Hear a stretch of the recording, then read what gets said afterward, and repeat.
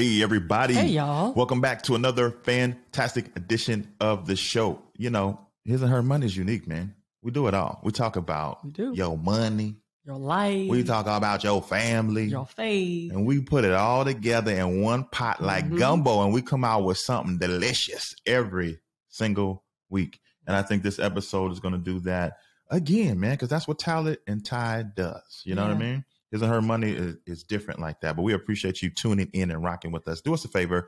If we drop gems, if you hear bars in this episode, share it on your IG stories. Tag us at His and Her Money so we can show you love right back. We appreciate the fact that y'all love us because we love y'all back. What we talking about today, And they're going to want to share this one. Why? For sure. Why? We have Kierra.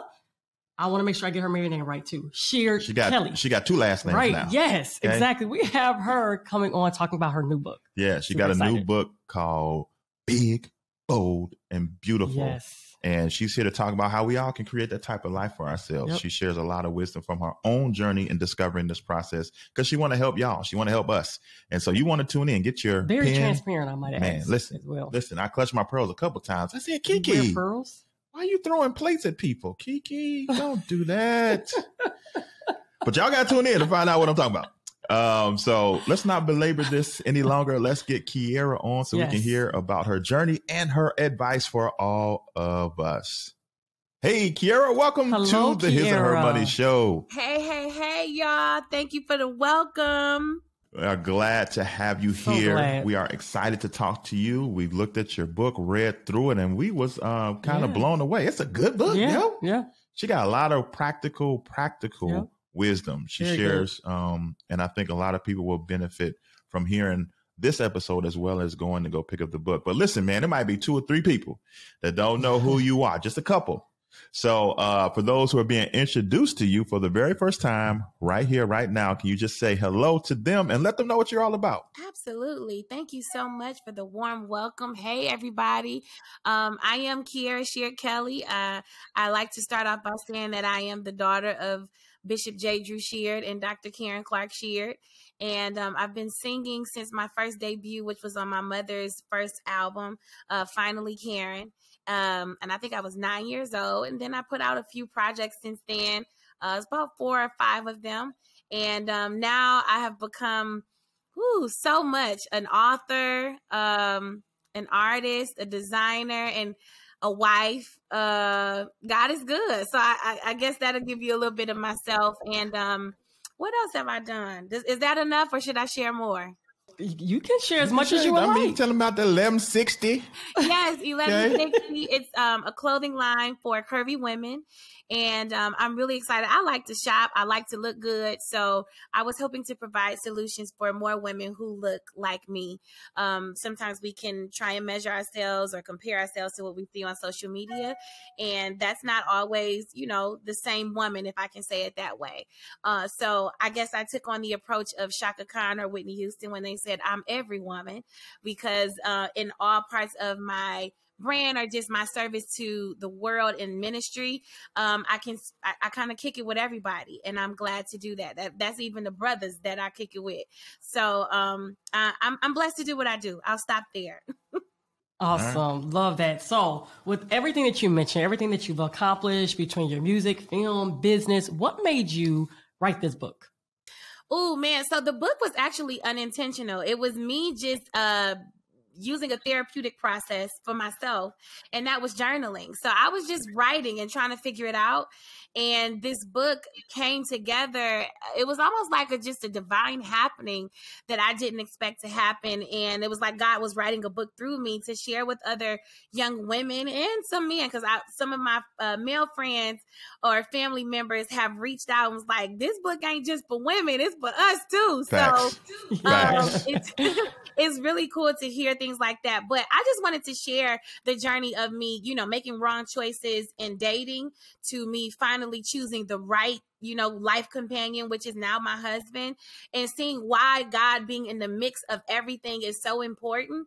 And then even showing and talking about how I went through, dollars. And I did not take heed to what like maybe my father or my grandfather was telling me then, to where it had to take some of me hitting my head up against the wall and feeling like I was going through my money like water. And I was like, okay, no, this is not the life that I want.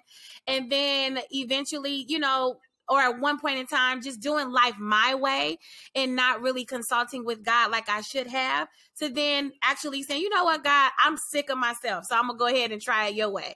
So that's me just sharing that. And I provide scriptures, I provide prayers. And I think sometimes the practical way of teaching God's word and just knowing that you can connect and relate to someone is our first way to deliverance, if I can say that. I'm a church girl, a woman of faith. We are too. Yeah. We believe in deliverance. Yes. So I think it's those ways when you can reflect and just really say, you know what, I can identify with that habit, and I will admit that this is an issue, So that's where the book came from. And I'm hoping that it is freeing so many other young women to know that you're not alone and you don't have to hold yourself hostage of your past decisions. You can, move forward and be restored. So that's why I wanted to share this book.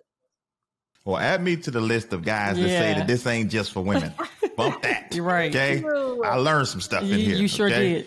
So like one of the things I noticed was like throughout the whole book, and like interwoven is the fact that we shouldn't just strive to be who God created us to be, but that we should own the person that God created us to be.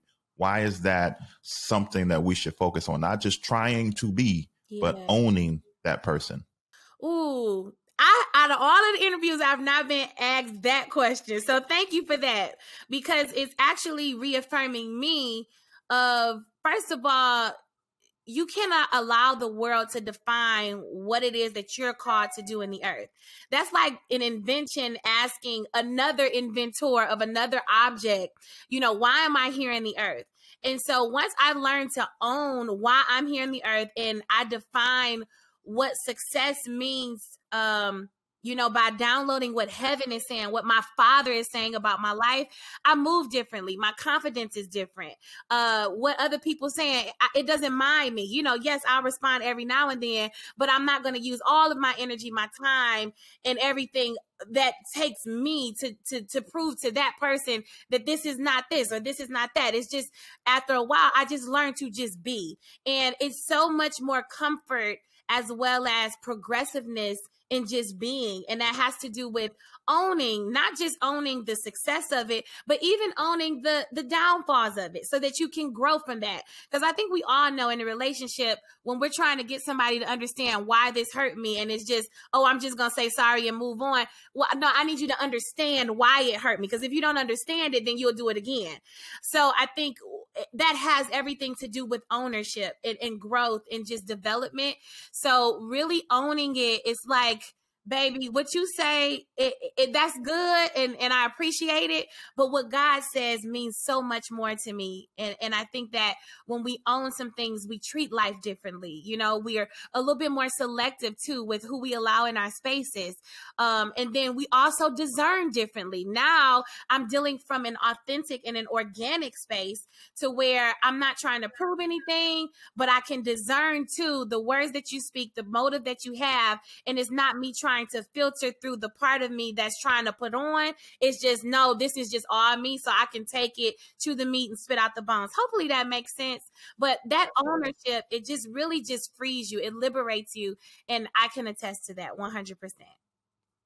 Okay, so I got a follow-up question, okay? Because you just talked about how important it is to own the person that God created you to be. And when you go through that process of doing that, you become confident, you move different. That's what you said. Mm-hmm. So how do you toe the line between confident and cocky, right? Mm-hmm. And here's the root of my question. You don't remember this, but you came to our church, the World Changer Summit, about 2 years ago, right? And so we're a part of the leadership team. And so we get access to famous preachers and famous singers, and some of them are jerks. Okay, let's just put it out there. Some of them, when you meet them in real life, they not who they portray on the interwebs. Okay, they're not very Christ-like. They're full of themselves. You weren't like that. Mm-hmm. You was cool. Mm-hmm. You was down to earth. You came, you did your thing, you served, you had a humility about you. You know, you got all kind of awards on your shelf. You got all kind of plaques on your wall, but you didn't come in like that. Mm-hmm. So how do we walk in confidence, but not cross over that line of cockiness? That's a great question. And I think for me, if I can be honest, is that I've experienced that unwanted, vibe from different people. So I've made it a priority to make sure I don't give that off. I don't want to be difficult because I know what it's like to deal with difficulties, if that makes sense. So I've just made it. And then I've looked at my parents, and one lesson that my father taught me is that, Kierra, it's nice to be important, but it's more important to be nice. And I can say that what has really gained a lot of opportunities for me is the pleasurable experience that I have given people. I get a call back, not always because of the agent. They do their work, they do their job. But I think it's the Christ likeness that really pushes through, and people are like, wow, is this easy? And people should see that, the Jesus. So for me, to answer your question, my confidence has everything to do with the fact that I'm successful at mirroring Christ. So it's not just, my achievements. It's not just this. It's really me understanding I almost got emotional, but it's really me understanding the bigger picture. And the bigger picture has everything to do with the life after this one. So I'm not just living for people. When we live for people, our tiresome can come through in our actions. It can come through as agitation or frustration or the issues that we may not be discussing. When we don't follow God's principles, which the Bible says, confess your faults one to another that you may receive healing. A lot of people are cocky and jerks because they're not dealing with their internal issues that are pushing through, that they may be trying to facade, which that's counteracting or being counterproductive, because everything that has to do with God and our faith, it has all to do with authenticity and truth. And so I think that's where my confidence comes from. And it's not just predicated upon people and people defining unto me, whether or not this looks good or that looks good or you're doing good. It's like, no, I know heaven is smiling upon me and it's contributing it's giving me my perks to enter into heaven. Like, it's a part of my mileage plan, if that makes sense. So that's where my confidence comes from. Like, I can say, the size 2 woman looks great, but that doesn't necessarily have to be a goal of mine. And I've become at ease with that. And the Bible talks about the peace that surpasses all understanding. And so there's an understanding, or I'll say there's a peace that I have that actually just allows me to move different. And that contributes to my confidence versus the cockiness. Hopefully that answers. That was good. One thing, chills go to my arm. I'm like, that was real. One thing Kierra forgot to tell you, that she a whole evangelist. Yes. And I talk too much. She a whole evangelist. She's a daughter of pastors. I absolutely love that. So one of the first principles that you break down in your book is the importance of taking care of yourself, which I think is so important. You hear people say that all the time, take care of yourself, but what does that look like? And why is that so important? It's so important, and I kind of mentioned it in the last question, and I appreciate this conversation with the both of you, because it's definitely having me to do some reflecting. Like, don't just be talking about it, actually be about it. But the self-care piece, those things, when you're not taking care of yourself, both internally and externally, it comes out in your work, in your live, how you treat, in your life, not your live, but in your life, how you treat and handle your home, your car, your loved ones, your money. I was talking to a friend not too long ago, and I told them a part of self-care is budgeting. And sometimes if we're not careful, we'll think budgeting is saying, I don't have this, I have that. And it's not really that. I have self-discipline, and I am planning and being strategic with my life. And so instead of me being up in a frenzy and losing sleep, over money, self-care has to do with, I planned for this day that I didn't see on yesterday. And so I'm good. So self-care, it just really contributes to you living and being successful in your purpose and in your life, and even when we talk about relationships, and that's not just intimate relationships. It could be relationships with your homegirl, your homeboy. It's like, I have to be careful with who's surrounding me, because if they are a part of my feeding process. And if you're feeding me poison, then after a while, I'm going to become sick, or I could be becoming immune to your way of dysfunction. And so I have to take care of myself to make sure I'm moving and I'm successful in every part of my life. So that's why self-care is important. Then you could get all of the highs, like the accolades and the awards and all of that, and come home and, you know, find that you're sick in your body, you're sick in your mind, or you have no peace. So you need medication to help you go to sleep. I don't want that for my life. I don't want that for my children's life. I don't want to add to my husband's warfare, and I don't want to add to my warfare. So that's why self-care is so important. Man, that was good. That's good. Now, you talked about right there the importance of having the right people around you.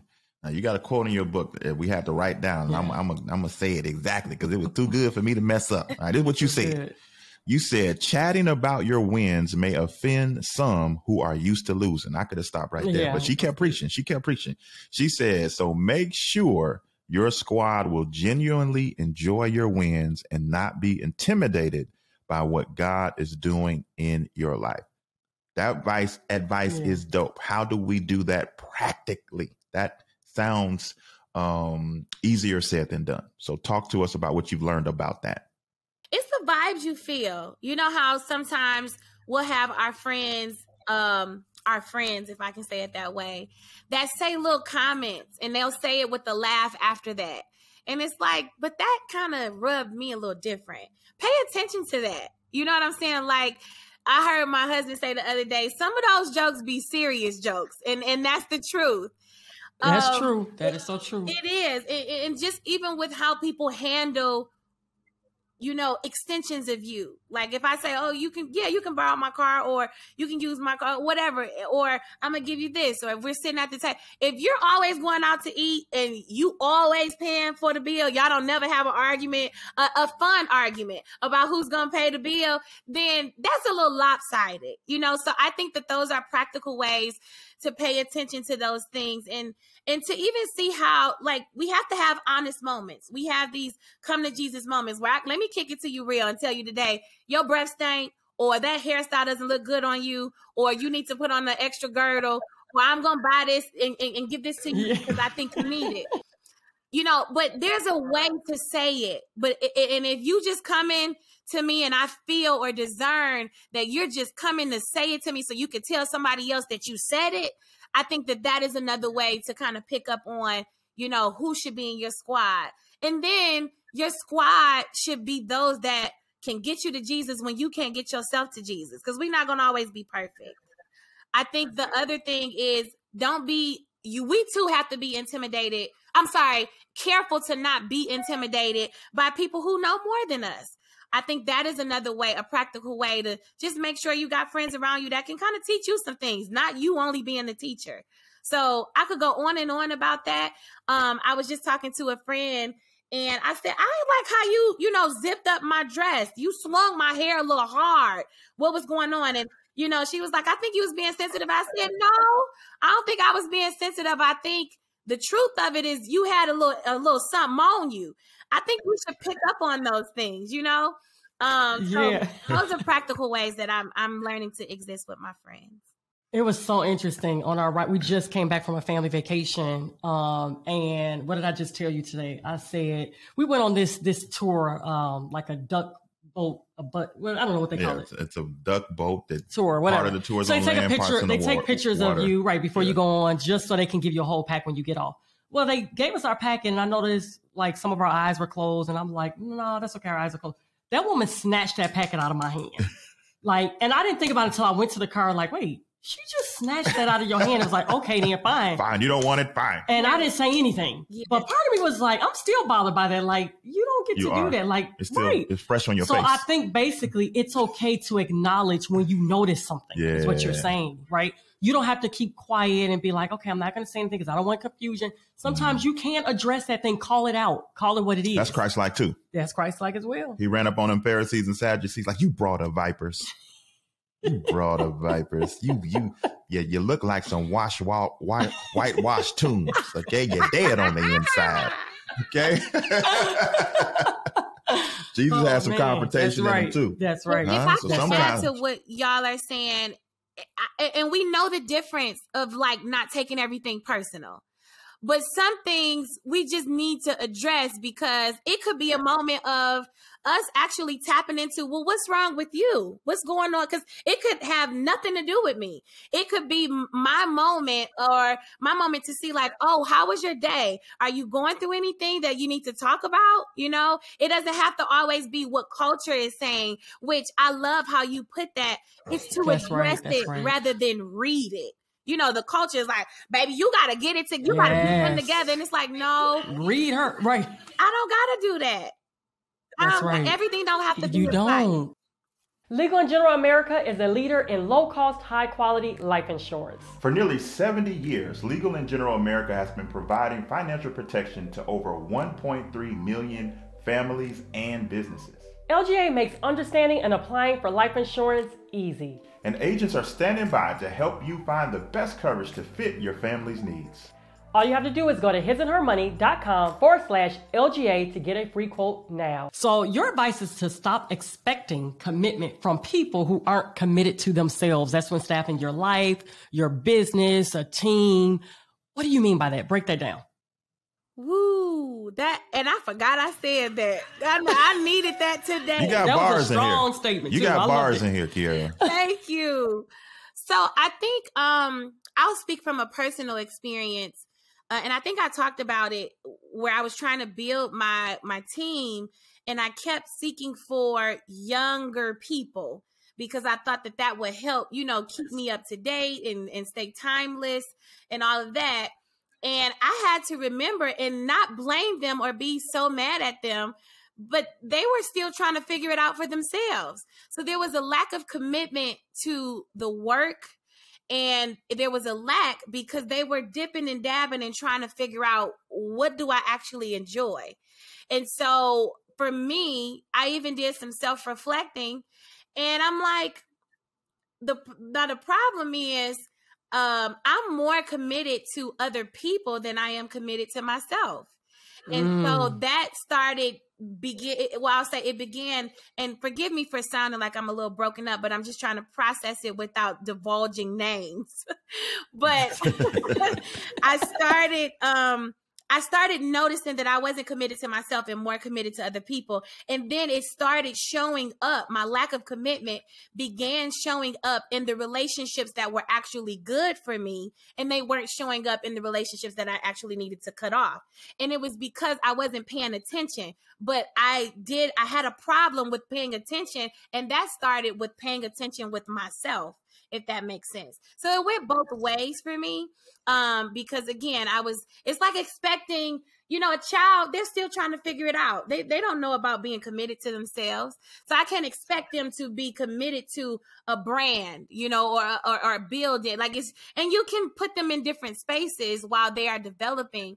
But that is what I learned. And it came from, you know, me working and wanting to, you know, be a mentor to other young women. And it's like, well, no, you're not even committed to yourself because you keep letting him play you. So how can I expect you to, you know, be committed in a sisterhood, you know?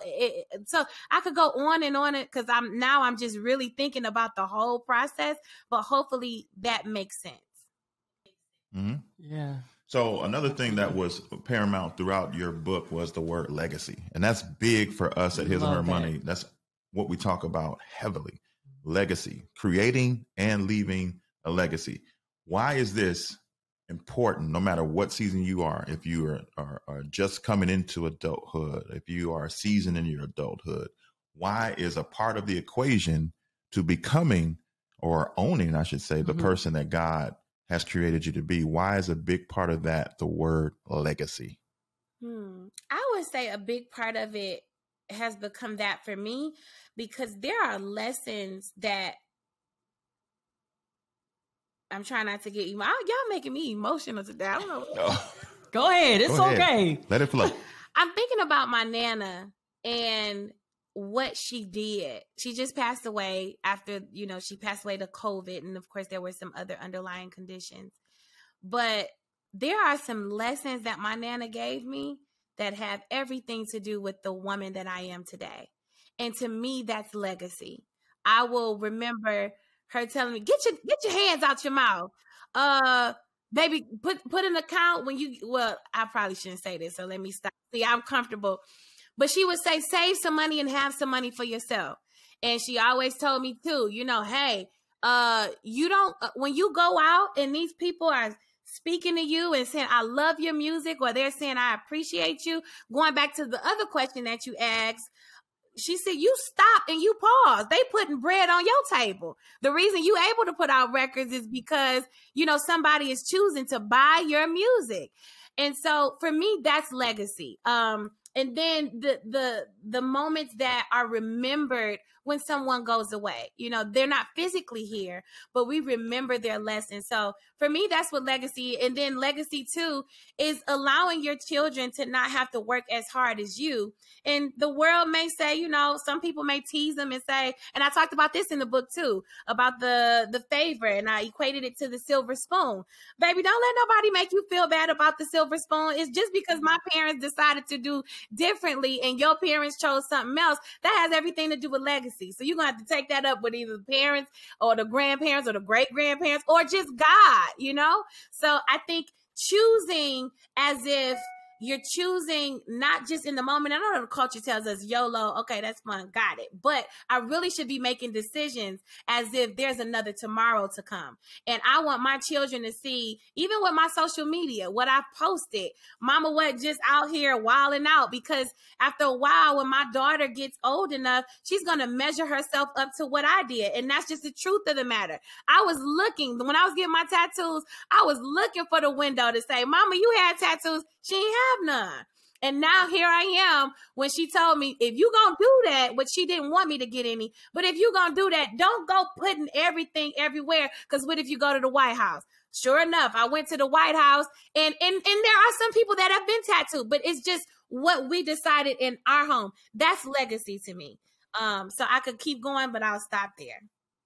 That's so good. I love that. I absolutely love that. You're good at this, Kierra. This is so good. Y'all have to get the book. We're going to make sure that we have the links all in the description, as well as if you're watching this on YouTube, it'll also be in the description box as well, too. Now, you talk about finances as well in your book. Yeah. And I know you hit on budgeting as well, too. Talk about why that's so important to get your finances in order. And finance, of course, is the budget, but it's also like making your money. Make your money. Business. Yes. My grandfather always told me, Kierra, if you get $1, keep a quarter. You know, it's going to be a day where you don't know if your voice going to go out. And then not just that, but, you know, there's always a new wave of young people that are coming in. I'm still young, but there's always a new something that's coming in. And we see how the world is going now. It's more jobs that you can work remotely. But not only just that to consider, we were just in a pandemic. All of us was trying to figure out what we were going to do. Some of us were trying to figure out, you know, do I need to file for unemployment or whatever it is? And then there are some that were completely fine and able to just live in a pandemic and say, because I saved as if I had an emergency fund and I wasn't all caught up in the trends, I'm good. So I think that that is the blessing and the necessity of budgeting, because you don't know what tomorrow brings. The Bible says the righteous shall eat in a time of famine, but there are some other principles that accompany that scripture. And for me, it was the parable of when we heard about the guys telling them to go, what did you do with your talents? Did you try and multiply? And then there's a scripture in Ecclesiastes where it talks about investing your money. This quote or fact that we've learned or found that says the average millionaire has 7 streams of income. That wasn't just science or fact, like, you know, statistics. The Bible had it right here. Ecclesiastes. Yep. So I think that is why budgeting is so important, because it contributes to the goals you want. You know, if you want to start a business, my husband and I are talking about buying a home, and I'm just grateful because we saved up money over time. So now we can look at these homes that somebody else would say, y'all don't need that much of a house. No, I can have it because I saved up my money. It keeps happening for me. You put in the work, right? Absolutely. I put in the work. And then going back to your other part of the question, budgeting, planning, that's a kingdom principle to apply. And so now that we're looking at the house, we're like, oh, we could put this down payment down, apply this to that principal, and then our mortgage could be this per month. And then after a while, I'll be able to invest in homes and flip that. So you just have a plan, and then you see that God is just giving you that enlargement of your territory, but also giving you that abundance of increase, if I can say it that way. So that's why budgeting is important. Important. Let's keep it in that same vein. Let's talk about business. Now, you got some hilarious stories in this doggone book, okay? I mean, you throwing plates at people, okay? Your nana called you a cheat day. She said you a cheat day, okay? And another one was your dad, Bishop. Yes. J. Drew Sheard. Yes. He caught you on your way to the mall. He did. And you had on the Aunt Jemima rap, and he had to talk with you. Talk about that lesson that you learned, the story behind it, and how that applies to that entrepreneurial life that so many people say they want to be a part of. Yes. A bonnet. My bad. She had on. My bad. And don't come for my dad, those of you who out there. Don't come for him. Because I know how some of y'all are. They coming for some folk about these bonnets. I'm like... This is the lesson that he was giving his daughter. And I appreciated it. And he wasn't knocking it, but my father is a conservative guy, conservative man. And he was basically saying, Kierra, you got to represent, what you're working for. Don't, I get you having an off day, but when you come out the house, make sure you represent, you are a walking billboard. That was his lesson to me.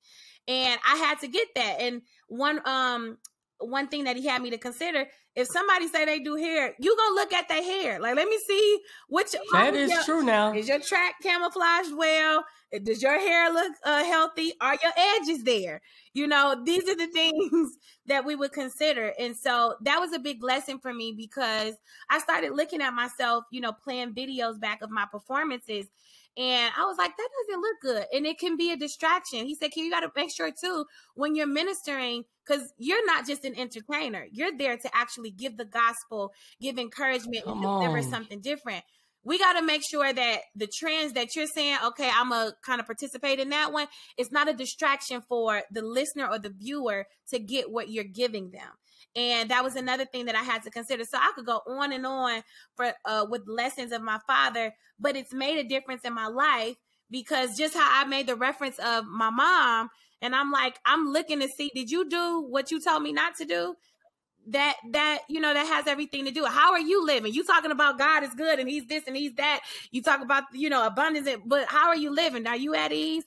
So to answer your question, that was a big lesson for me in so many ways, and I could go on and on, but I don't want my answers to be so long. No, this is so good. You're helping somebody. You're helping people. And I'm so happy that you shared that story, because now you see the benefits of your father and your mom, but your dad actually speaking that and telling you that. I mean, now you own a clothing company that shows women how to empower themselves and feel beautiful about themselves and to represent themselves when they leave the home. And now it turned into a whole full-blown business. So you just never know those seeds that are spoken over you. Like, don't take offense to it. Listen, because like you said, that's legacy. Absolutely. I absolutely love that. Absolutely love that. Can I add to that? Yes, please do. And one other thing is, I remember me being on a plane, and there was this, there's a lawyer here that's very popular in our community. I didn't know I was sitting there talking to him. I know the one thing that I'll say is we can't expect people to think like us. There's still a such thing as stereotypes. And some people are going to consider your solution that you may have been praying for. They may consider how you look or how you carry yourself.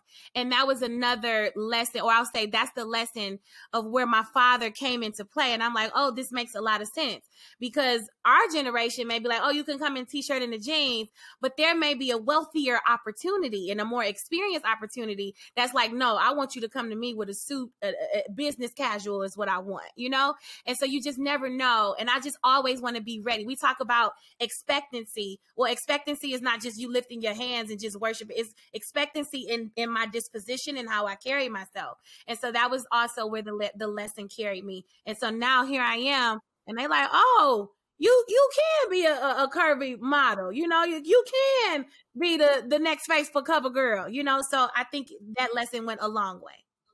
It's so good. So Preach good. it, boy. Love that. So you are an entrepreneur.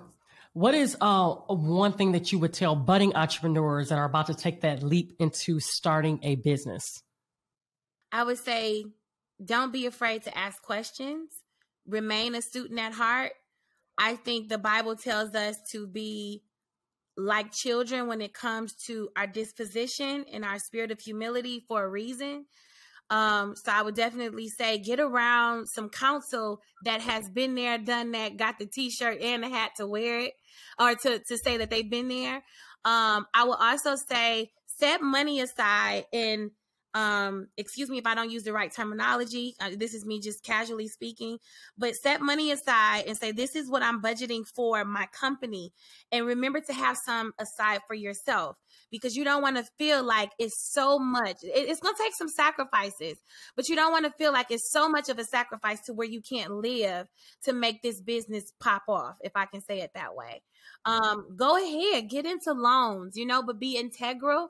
And I would also say, make sure there are people around you that can do what you can't do. Don't feel like you got to do it all on your own. There may be a season where you may be the graphic designer, the spokesperson, the everything. I know that, but be okay with, connecting and networking and saying, hey, what do you think about us, partnering together? I'm learning that, everything in ownership, it doesn't just have to be you. It's totally fine. It's power in numbers, and it's totally fine for partnerships. So those are some things that I would say. I would definitely say too, listen to your customer. Define who your customer is. If you don't know who your customer is, then you could just be going in blind. I would also say, look at some other companies that are out there and learn from them. See the tips that they have, but not necessarily copy, but just see, okay, I see that they did this. How can I do this? And kind of tweak it to where it's my own, if that makes sense. I could go on and on, but those are some tips that I would share. That's some good tips, y'all. Tips. Now, before we ask you our final question, let everybody know about your book and where they can pick it up. You can go anywhere. I feel like I've talked so much, but I hope that you've been blessed by it. But you can definitely go on all digital outlets. You can get the audiobook, iBooks, Amazon, anywhere. It's in stores now. And I think we're going into physically Target very soon. So by the time you hear this, it'll be there. So check it out. That's awesome. Nice. And again, the name of the book is Big, Bold, and Beautiful. So, final question.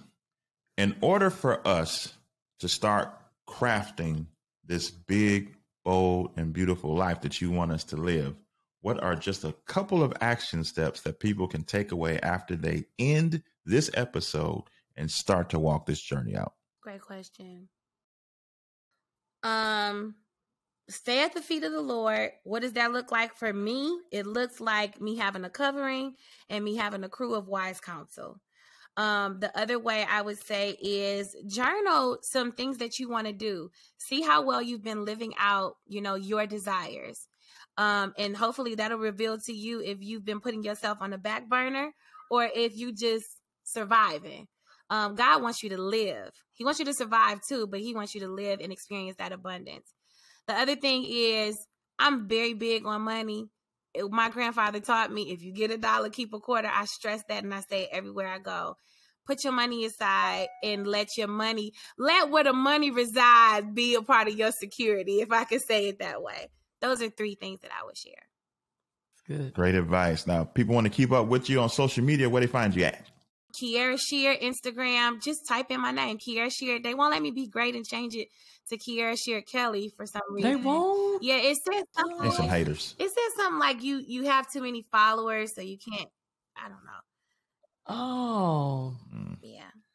Man, Oh, well. You got to be somebody you can reach out to. Yeah. We need to call Zuckerberg right now. Right. Yeah. The other thing I would tell them too is to be careful with social media. Don't take some consecrations or some breaks. Let it go dark every now and then, because you can get so swallowed up in that and feel like I'm not doing enough. Like, don't be so hard on yourself. That's another thing.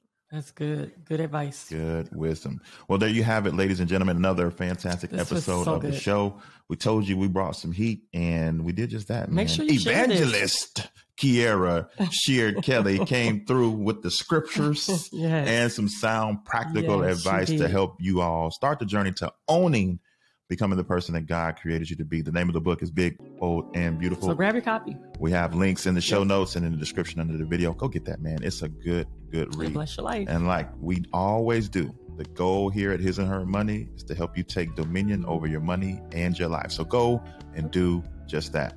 That's all we got for this time, guys. It's been great. Until next time, peace. Bye, y'all.